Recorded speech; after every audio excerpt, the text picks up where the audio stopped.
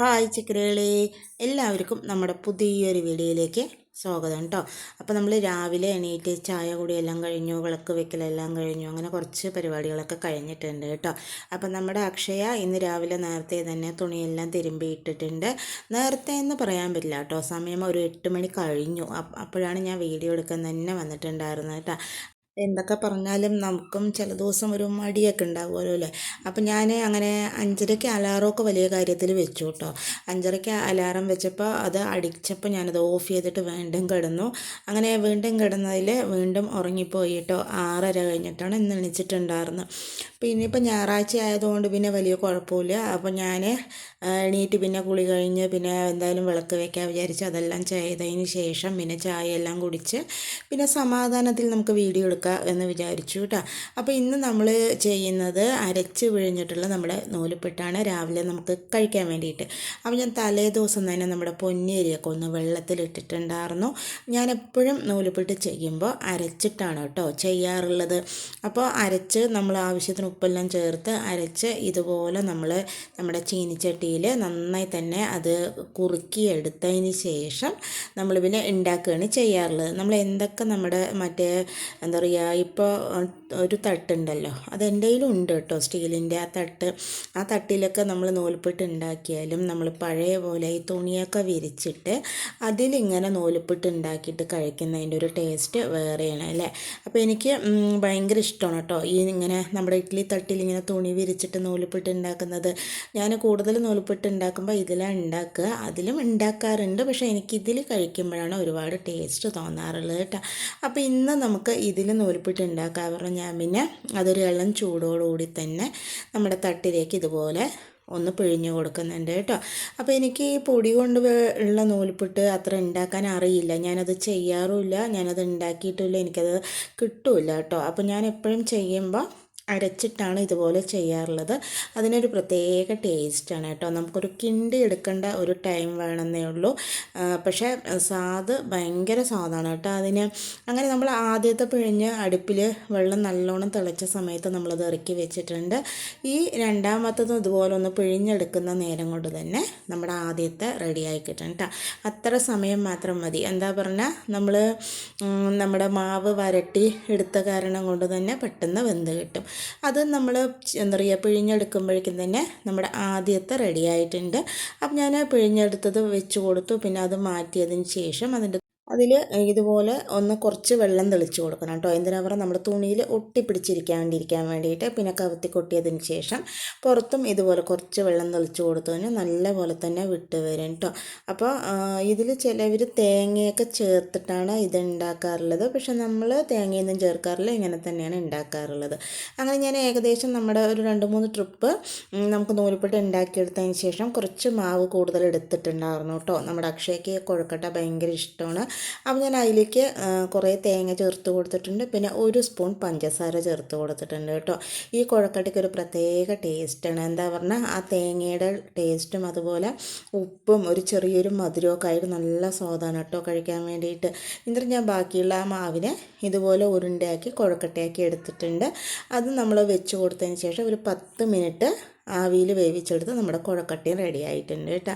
അപ്പോൾ നമ്മൾ നൂൽപുട്ട് റെഡി ആയിട്ടുണ്ട്. ഇതിലേക്ക് നമുക്ക് ഒഴിച്ച് കഴിക്കാൻ വേണ്ടിയിട്ട് ചുവന്ന ചട്നിയാനായിട്ടാണ് ഉണ്ടാക്കിയിരിക്കുന്നത്. അതിങ്ങനെ ഫുള്ളായി തന്നെ ഒഴിച്ച് കൊടുത്തിട്ട് കഴിക്കുമ്പോഴാണ് ഒരു പ്രത്യേക ടേസ്റ്റ് കേട്ടോ. ഈ സമയം കൊണ്ട് തന്നെ നമ്മുടെ കുഴക്കട്ടയും റെഡി ആയിട്ടുണ്ട്. അപ്പോൾ ഞങ്ങൾ ഭക്ഷണം കഴിക്കുകയാണ് കേട്ടോ. അപ്പോൾ രാവിലേക്ക് നമുക്ക് കഴിക്കാൻ വേണ്ടിയിട്ട് നൂൽപുട്ടാണ്. കുറേ നാളായിട്ടോ നമ്മൾ നൂൽപുട്ട് ഉണ്ടാക്കിയിട്ട്. പിന്നെ ഇന്ന് ക്ലീനിങ് പരിപാടികളൊന്നും ഇല്ല കേട്ടോ. നമ്മൾ ഏകദേശം ക്ലീനിങ് ഒക്കെ കഴിഞ്ഞു. അപ്പോൾ ഇനിയിപ്പോൾ കുറച്ച് നാളേക്ക് ക്ലീനിങ് അങ്ങനെ ഉണ്ടാവില്ല. എന്താ പറയുക, നമ്മൾ നമ്മുടെ അടുക്കളയും അതുപോലെ ഫ്രണ്ടും എല്ലാവരുടെയും ഓരോ പ്രാവശ്യമായിട്ട് ക്ലീൻ ചെയ്തിട്ടുണ്ടായിരുന്നു.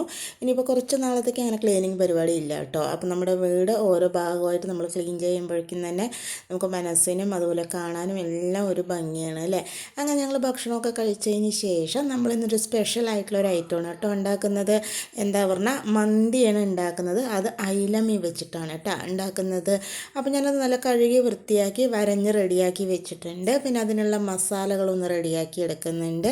അതിലേക്ക് 2 സ്പൂണ് മുളക് പൊടി, കുറച്ച് മഞ്ഞൾപ്പൊടി, ആവശ്യത്തിന് ഉപ്പ്, 1 സ്പൂണ് ഇഞ്ചി വെളുത്തുള്ളി പച്ചമുളക് ചതച്ചത്, ആവശ്യത്തിന് കുറച്ച് റിഫൈൻഡ് ഓയിൽ ചേർത്ത് നല്ലപോലെ മിക്സ് ചെയ്തതിന് ശേഷം ആവശ്യത്തിനുള്ള വെള്ളം ചേർത്ത് കുഴമ്പ് രൂപത്തിലാക്കി എടുത്തിട്ട് ഇത് നമുക്ക് മീനിൽ ഇത് തേച്ച് പിടിപ്പിക്കാം കേട്ടോ. അപ്പോൾ കുരുമുളക് പൊടി ഉണ്ടെങ്കിൽ ചേർത്ത് കൊടുക്കുക. എൻ്റെ കയ്യിൽ കുരുമുളക് പൊടി ഇല്ലാത്ത കാരണം ഞാനത് ചേർത്തിട്ടില്ല. പിന്നെ അതുപോലെ കറിവേപ്പില ചേർത്ത് കൊടുക്കുക. കറിവേപ്പിലൊക്കെ ചേർക്കുമ്പോൾ നമ്മുടെ മീൻ നല്ലൊരു മണവും ടേസ്റ്റുമാണ് കേട്ടോ. അങ്ങനെ മസാല ചേർത്ത മീൻ നമ്മൾ മാറ്റി വെച്ചതിന് ശേഷം നമ്മുടെ അരി വെള്ളത്തിലിടാൻ എടുത്തിട്ടുണ്ട്. അപ്പോൾ നമ്മൾ മന്തി റൈസ് തന്നെയാണ് കേട്ടോ വാങ്ങിയിരിക്കുന്നത്. ഇത് എന്താ പറയുക, ലൂസായിട്ട് വാങ്ങിയ റൈസാണ്. അപ്പോൾ അത് ഞാൻ എടുത്തതിന് ശേഷം ഇത് നമുക്ക് കഴുകി ഒരു 20 മിനിറ്റ് വെള്ളത്തിലിട്ട് വെക്കാം കേട്ടോ. അപ്പോൾ നല്ല നീളമുള്ള അരി തന്നെയാണ്. അപ്പോൾ ഞാനത് ആവശ്യത്തിന് എടുത്ത് നല്ലപോലെ കഴുകി വെള്ളം ഒഴിച്ചിട്ട് ഒരു 20 മിനിറ്റ് കുതിർത്തെടുക്കാൻ വെക്കുന്നുണ്ട് കേട്ടോ.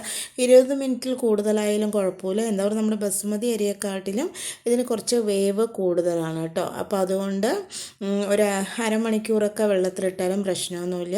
അപ്പോൾ ഞാൻ നല്ലപോലെ തന്നെ 2-3 പ്രാവശ്യം കഴുകിയതിന് ശേഷം ആവശ്യത്തിന് വെള്ളം ഒഴിച്ചിട്ട് അതൊന്ന് കുതിരാൻ വെക്കുന്നുണ്ട്. അപ്പോൾ അതിന് ശേഷം നമ്മൾ പിന്നെ എന്താ പറയുക, അത് കുതിർന്ന് വരട്ടെ. അത് നേരം കൊണ്ട് നമ്മുടെ മീനിൽ മസാലയൊക്കെ ഒന്ന് പിടിച്ച് വരട്ടെ. അപ്പോൾ ആ സമയം കൊണ്ട് നമ്മുടെ അടുക്കളയൊക്കെ ഒന്ന് തുടച്ച് വൃത്തിയാക്കി എടുക്കുന്നുണ്ട്. അതുപോലെ തന്നെ നമ്മൾ റൂമിൽ പോയി നമ്മുടെ ബെഡ്ഷീറ്റൊക്കെ ഒന്ന് മാറ്റി അവിടെയൊക്കെ ഒന്ന് ക്ലീൻ ചെയ്തെടുക്കുന്നുണ്ട്.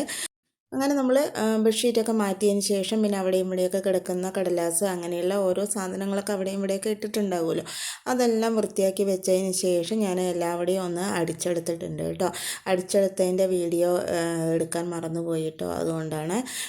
പിന്നെ നമ്മുടെ എല്ലാവിടെയും ക്ലീനിങ് എല്ലാം കഴിഞ്ഞതിന് ശേഷം നമുക്ക് വന്നിട്ട് ബാക്കി ചെയ്യാൻ പറഞ്ഞിട്ടാണ്. അപ്പോഴേക്കും തന്നെ ഇതൊക്കെ കുതിർന്ന് വരികയും ചെയ്യും, നമ്മുടെ മസാലയൊക്കെ പിടിച്ച് റെഡി ആയിട്ടിരിക്കുകയും ചെയ്യും കേട്ടോ.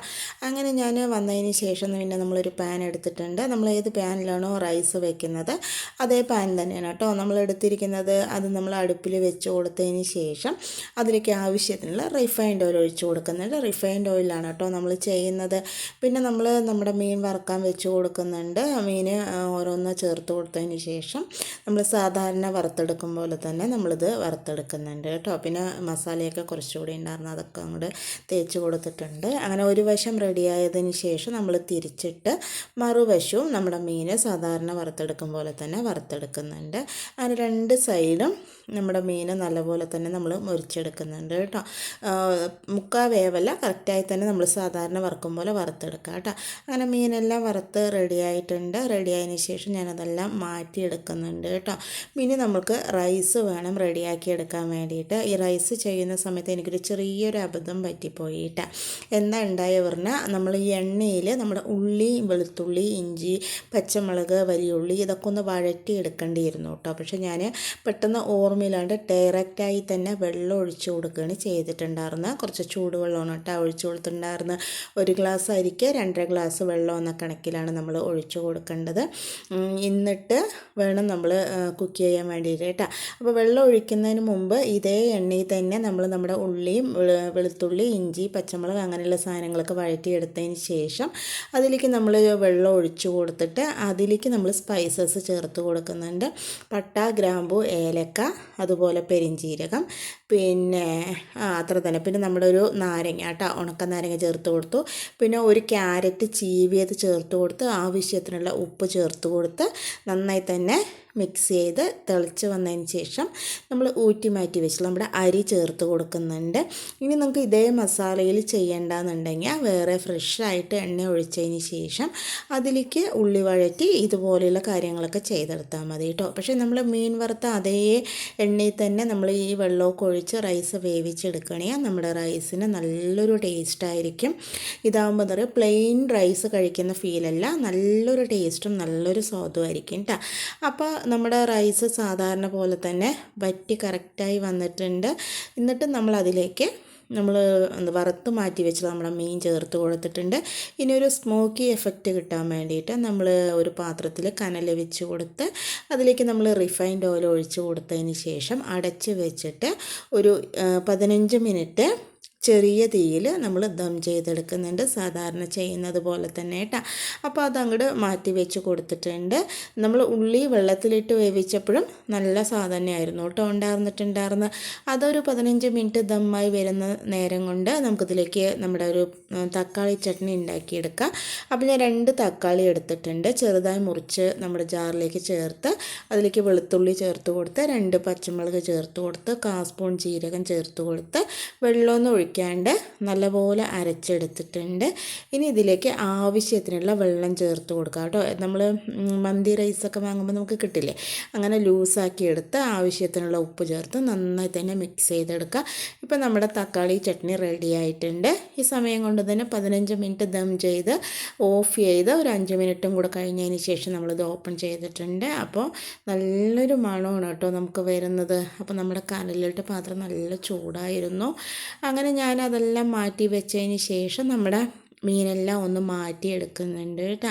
അപ്പോൾ മീനിലും നമ്മുടെ റൈസിലും നല്ല സ്മോക്കി എഫക്റ്റാണ് കിട്ടിയിട്ടുണ്ടായിരുന്നത്. എന്നിട്ട് നന്നായി തന്നെ മിക്സ് ചെയ്തെടുക്കുന്നുണ്ട്. നമ്മുടെ ഈ റൈസിന് ബസുമതി അരിയെക്കാട്ടിലും കുറച്ച് വേവ് കൂടുതലായതുകൊണ്ട് തന്നെ ഇതിലേക്ക് 1 ഗ്ലാസ്സിന് 2 ഗ്ലാസ് വെള്ളം ഒഴിച്ചു കൊടുത്താൽ മാത്രമേ നല്ലപോലെ വെന്ത് കിട്ടുള്ളൂ കേട്ടോ. സാധാരണ പോലെ ചെയ്തതിന് ശേഷം നമുക്കിത് ദം ചെയ്തെടുക്കാം. ഇപ്പോൾ നമ്മുടെ എന്താ പറയുക മന്തി റൈസ് റെഡി ആയിട്ടുണ്ട്. അപ്പോൾ നമ്മൾ ഇതിൻ്റെ കൂടെ കഴിക്കാൻ വേണ്ടിയിട്ട് തക്കാളി ചട്നി, തൈര്, അതുപോലെ നമ്മുടെ ഫ്രൈ കേട്ടോ. അപ്പോൾ ഏത് മീൻ വെച്ചിട്ടും ഇതേപോലെ നമുക്ക് ചെയ്യാവുന്നതാണ്. നമ്മുടെ എന്താ പറയുക ഫിഷ് മന്തിക്ക് നല്ലൊരു ടേസ്റ്റാണ് കേട്ടോ ഉണ്ടാകാറുള്ളത്. അങ്ങനെ നമ്മൾ നമ്മുടെ എന്താ പറയുക കുക്കിംഗ് കഴിഞ്ഞ് നമ്മളെല്ലാവരും കൂടി ഇരുന്ന് ഭക്ഷണം കഴിക്കാൻ കേട്ടോ. അപ്പോൾ ഇതൊക്കെയാണ് നമ്മുടെ ഇന്നത്തെ വിശേഷങ്ങളും റെസിപ്പികളും. നമ്മുടെ വിശേഷങ്ങളും റെസിപ്പികളും എല്ലാവർക്കും ഇഷ്ടമായെന്ന് വിചാരിക്കണം. ഇഷ്ടമായ ലൈക്ക് ചെയ്യുക, സബ്സ്ക്രൈബ് ചെയ്യുക, സപ്പോർട്ട് ചെയ്യുക, കമൻറ്റ് ചെയ്യുക. അതുപോലെ തന്നെ നമ്മൾ എല്ലാ ദിവസവും ഉച്ചക്ക് 12:15 വീഡിയോ ഇടുന്നതായിരിക്കും കേട്ടോ. അപ്പോൾ ഇന്നത്തെ വീഡിയോ ഇത്രയേ ഉള്ളൂ. അപ്പോൾ നാളെ പുതിയൊരു വീഡിയോ ആയിട്ട് വരാം കേട്ടോ.